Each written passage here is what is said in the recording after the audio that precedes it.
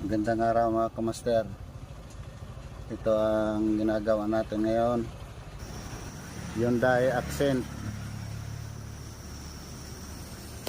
Yan ang ginagawa natin. Yan mga kamaster. Tatanggalin natin yung evaporator case. Tinanggal na natin yung dashboard.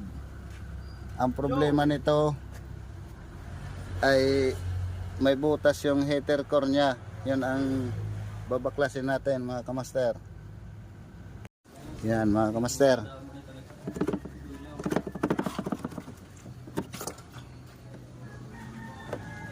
Yan. Yan ang itsura.